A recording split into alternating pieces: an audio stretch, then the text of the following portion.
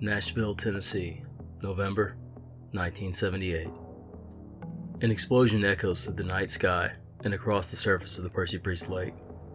Despite the immense explosion occurring overhead, the hydroelectric power systems of the J Percy Priest Dam continue to serenely hum as they brought power to the electrical grid of a city of 540,000. Was this the product of a prank in poor taste, or something much more sinister?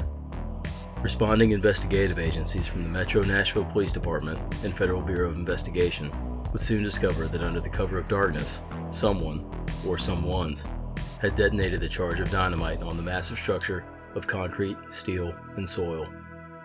But two questions would remain looming overhead as a full-scale investigation began to gain momentum. Who, and even more importantly, why?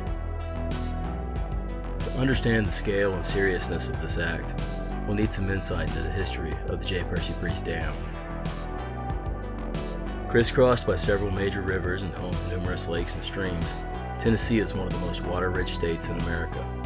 Heavy rains and ice runoff can cause many bodies of water to swell and encroach upon towns and cities. Throughout the mid-1800s and into the mid-1950s, Nashville suffered repeated catastrophic flooding. Each flood left a path of destruction which crippled industry, destroyed agricultural operations, caused major residential property losses and homelessness, as well as major infrastructure damages. Enter the Flood Control Act of 1946, which authorized 123 flood control-related projects across the United States, one of which commissioned the design and construction of the Stewart's Ferry Reservoir, dam, and hydroelectric power plant. On July 2nd of 1958, the project would officially be renamed J Percy Priest Dam in honor of the late congressman from Tennessee. Construction, overseen by the U.S. Army Corps of Engineers, began on June 2, 1963, and concluded in 1968. On June 29th of 1968, President Lyndon B. Johnson arrived in Nashville, officially dedicating the J Percy Priest Dam and proclaiming a new era for the region in regards to flood control, electrical power generation, environmental conservation, and outdoor recreation. Now, a decade later, as the light of dawn began to stretch across the city of Nashville, investigators from the Metro Nashville Police Department and Federal Bureau of Investigation began running down leads in hopes of determining where a large amount of explosives may have been acquired. In the 1970s, the most easily acquired explosive was dynamite. Dynamite is an explosive manufactured from nitroglycerin, sorbents, and stabilizers, created by a Swedish chemist and engineer by the name of Alfred Nobel in northern Germany in 1867. If you're thinking that name sounds familiar, you aren't mistaken. Alfred Nobel is most notably known not for the creation of dynamite, but for using his fortune to establish the Nobel Prize, which awards works of eminence in the areas of physical science, medicine, chemistry, physiology, and literature. Nobel established the prize in an attempt to reverse negative public opinions of his work in condemnation of being a war profiteer. Dynamite, despite the public perception of being a weapon, was actually most primarily used in mining, quarrying, construction, and other infrastructure building applications. So, where would someone find dynamite in the Music City in 1978? Any number of commercial and governmental entities would have access to dynamite in an era in which the city of Nashville was experiencing exponential growth, which required increased capability of the city to support its industries and residents. FBI agents were able to identify the Madison Suburban Utility District as one of such entities employing explosives in its operations to increase its capability of providing public water utilities to the growing city. An ensuing investigation by the FBI, which included the use of confidential informants, would soon uncover information that Haskell Ted Jones, along with Ricky Lynn Kelly and Alfred Pokey Sims, had successfully stolen a substantial amount of dynamite from the Madison Suburban Utility District in November of 1978. Sims had formerly been employed by the Madison Suburban Utility District and was familiar with the locations of storage and methods of access to the explosives. One of the two acknowledged informants issued statements to the FBI stating that on November 23rd, 2 days after the bombing at the dam, they were approached by Jones and given a toolbox full of dynamite wrapped in brown, waxy paper for safekeeping. The informant, uncomfortable with the situation thrust upon them by Jones, passed the explosives to Ricky Kelly, known by the informant to be another involved party of the bombing. The informant, then working to absolve himself, reported the happenings to the FBI. Meanwhile, as trust began to crumble between Jones, Kelly, and Sims, Kelly found himself eager to offload the remaining explosives now in his possession. Acting on the opportunity at hand, the FBI was able to insert 2 undercover agents posing as potential buyers of the dynamite. With a meeting between the parties set, the undercover agents were able to secure a deal to purchase the explosives. But it wasn't only a deal they secured. While purchasing the dynamite from Kelly, who remained visibly nervous, Kelly became quite talkative. He would detail that he, along with Ted Jones and Pokey Sims, had stolen the dynamite from a location in Madison, Tennessee, and had used an entire case of it in the incident at J Percy Priest Dam. But Kelly didn't stop there. The unwitting suspect couldn't keep himself from revealing the plan of a heist of epic proportions. FBI Special Agent O'Rourke, one of the 2 undercover agents participating in the operation to buy the remaining dynamite, detailed that Kelly outright claimed participation in the bombing, and further stated that the stunt was a test run in which approximately 150 pounds of dynamite was used, and that the real deal would use 600 to 700 pounds of dynamite.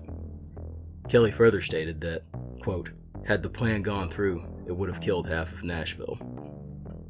Kelly went on to state that Ted Jones had thought up and orchestrated the plan, and that plan had been to destroy the J Percy Priest Dam in order to let loose a wall of water consisting of the millions of gallons held by Percy Priest Lake to place downtown Nashville in a submerged state.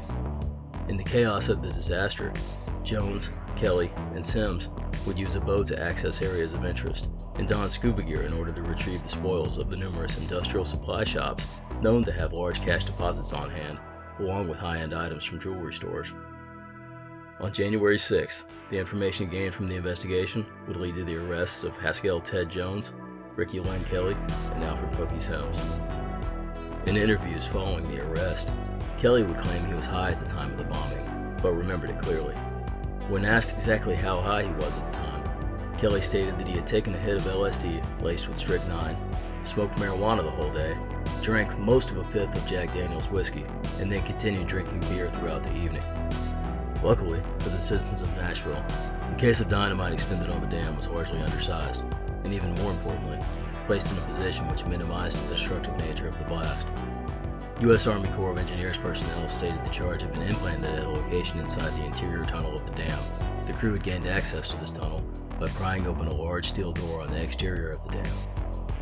The dam suffered a minimal amount of damage to one of the steel access doors of the tunnel and 2 sump pumps designed to continuously pump water from the tunnel. Of course, even if the desired effect had been met with proper placement and, however unlikely, a proper amount of explosive ordnance, U.S. Army Corps of Engineers Colonel Robert Tenner stated, all simulation data suggested effects much less than what was desired for Jones and Kelly to succeed in their audacious effort. If we consider the disaster's outcome plausible, there were still shortfalls to the plot of Jones's masterminded heist. None of the involved suspects had any training or experience in the use of scuba equipment in the best of conditions, much less the level of skill which would be required to achieve success in the extremely low visibility waters of a flooded Cumberland River. With the trio bound for trial, ultimately, Sims and Kelly would enter into plea bargains for their participation in the scheme and agree to serve 6-year federal sentences under the Youthful Offenders Program. Kelly, however, did not qualify for the special sentencing program and chose to face a trial in federal court, prosecuted by U.S. Attorney Hal Hardin and Assistant U.S. Attorney Alita Arthur. During Jones' trial, prosecutors would rely on the testimony of Kelly's 15-year-old sister-in-law, Darlene Inman, who would recall having observed Kelly wiring an alarm clock to blasting caps and a battery. Remnants of these items were recovered at the blasting site at the dam. Inman also testified to having observed Jones reading a book about explosives at the kitchen table of Kelly's trailer in the days prior to the blast. Additionally, the prosecution would secure testimony from Dale Collins of Castilian Springs, Tennessee, whom was currently under indictment on charges related to the possession of 10 pounds of marijuana for resale. Collins stated that he hosted a Thanksgiving dinner at his residence, in which Jones, Kelly, and Sims were all in attendance. Collins stated Jones and Sims were braggadocious about having made the front page of the newspaper with their plan, and sought Collins' opinion on why the explosion had failed to cause the desired destructive result. Jones's defense would attempt to point the finger at James Mabry, a Vietnam veteran and self-admitted recovering heroin addict. Mabry, however, would rebut that he believed he was the target of a failed framing attempt. Mabry testified that he had in fact spoken to Jones and Kelly about explosives, as Jones was familiar with the fact that Mabry had experience in explosive demolitions during his tours in Vietnam. Mabry stated he shrugged off Jones's inquiries, believing that he had been joking with him. Ultimately, the jury found Jones guilty of all charges, and he was left facing a maximum sentence of 40 years. If you've enjoyed this tale, feel free to like, subscribe, and stay tuned for more.